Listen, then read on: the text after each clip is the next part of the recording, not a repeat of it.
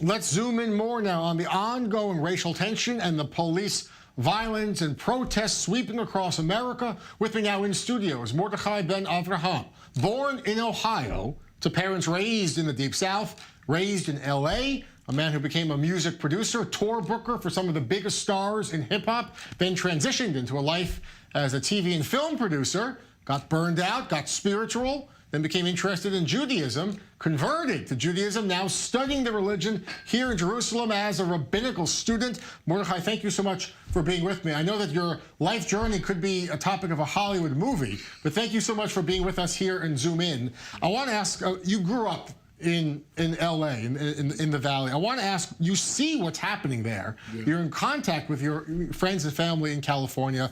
And most of these nightly protests, they are peaceful, they're powerful. They're sending a message. At the same time, we're also seeing in L.A. looting and some arsons and violent confrontations. What do you make of what's happening in L.A.?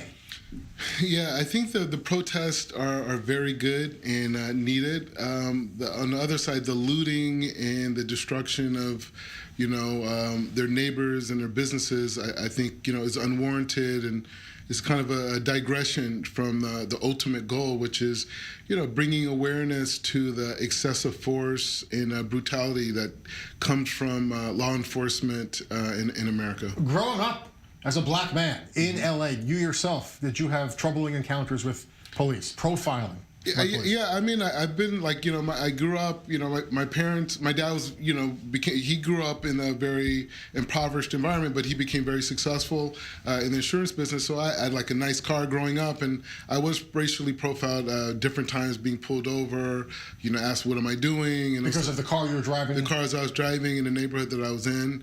And but I didn't experience anything close to what you see with kids in lower economic communities that were, frisked and beaten and ridiculed in different ways. But even still, as a young man, being pulled over for no other reason than an officer assumed that you shouldn't be in this neighborhood and you shouldn't be driving a car like that based on the color of your skin. Yes. As you drove by. What does that do to someone's psyche?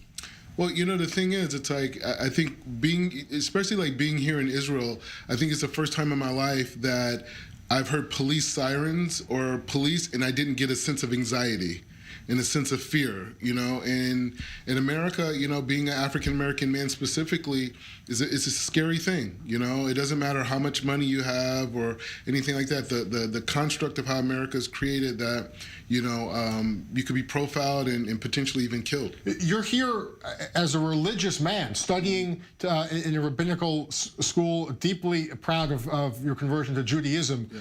Do you wish in some sense, though, that you were part of this movement back home in America to be able to march on the streets?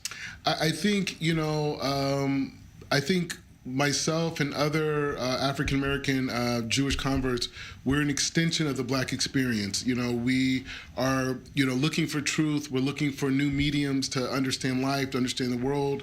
We really want to get away from a lot of the social construct that America has injected into our society, that developed a thinking that you see being expressed right now in the protests, in developing more broad, godly perspective on who we are and what life is. As you live here and make a life here, as a rabbinical student, are you worried what is happening to America?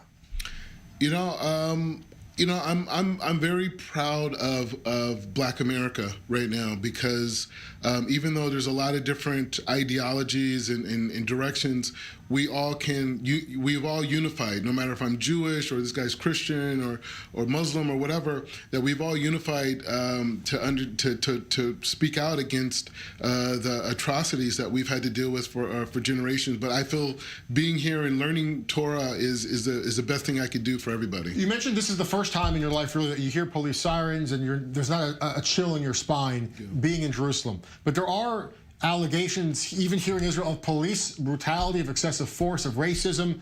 You were here in Israel a year ago with the killing of Solomon Teka, an unarmed Ethiopian and Israeli man, and we saw protests and confrontations with police here in Israel as well. Yeah. It exists here in Israel. Do you draw a contrast?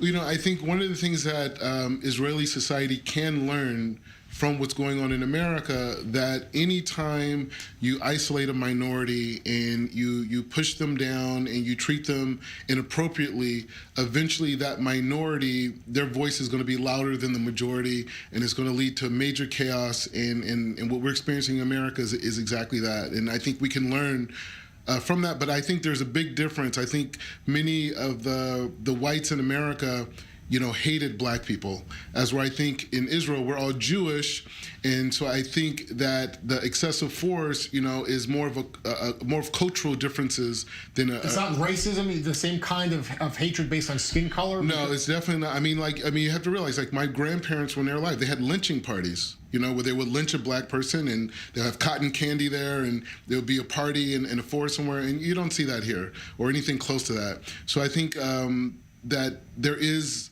an issue with immigrants and assimilating into a collective society, but I would not compare it to what my ancestors experienced in America. Last question, Mordecai. I just wanted to ask, you grew up in a nice area of LA, like a really cool part of the Valley. You had an incredible career as a film and TV producer, and you knew some of hip-hop's biggest stars. You booked tours for them.